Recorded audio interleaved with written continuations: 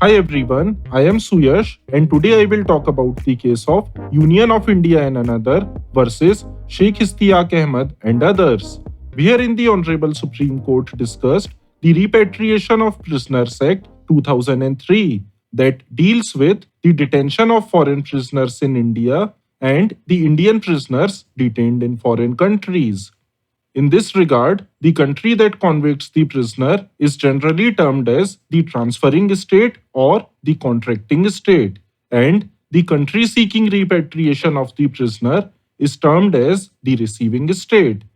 Basically, the object of the Repatriation of Prisoners Act 2003 is to provide an opportunity to the convicts to be repatriated to their country so that they can be closer to their families and have better chances of rehabilitation.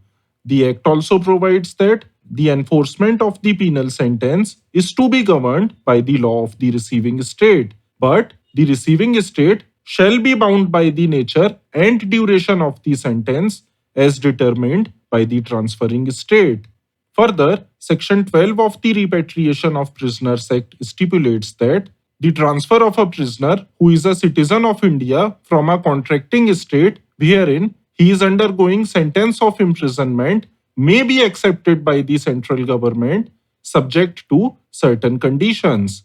According to the court, this section enables the government to issue a warrant to detain the prisoner if the government decides to accept the transfer of a prisoner.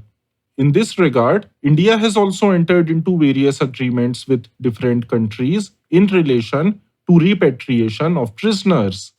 In the present case, the court was concerned with repatriation of an Indian citizen who was convicted by the Supreme Court of Mauritius for possession of drugs and was sentenced to imprisonment for 26 years. In this light, various principles were called out by the Honorable Supreme Court of India in relation to repatriation of prisoners from a foreign state to India, that are as follows. A. Any request for transfer of a prisoner from a contracting state to India shall be subject to the terms and conditions as stated in the agreement between a contracting state and Government of India. B. The sentence imposed by the transferring state shall be binding on the receiving state, that is India.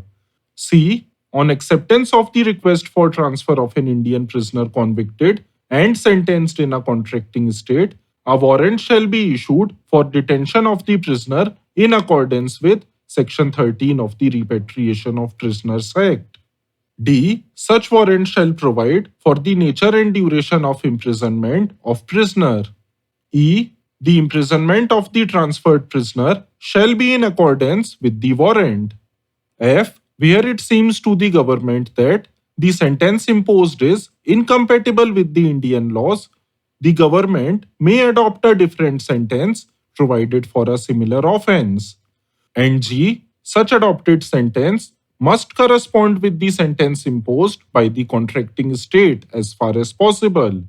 Thus, the above stated principles are to be kept in mind while repatriating Indian citizens from prisons of foreign states. I hope that such principles are clear by now. Hence, I hope you enjoyed listening to the show. Thank you for listening. Please do not forget to like, subscribe, and comment. See you next time. Till then, stay tuned.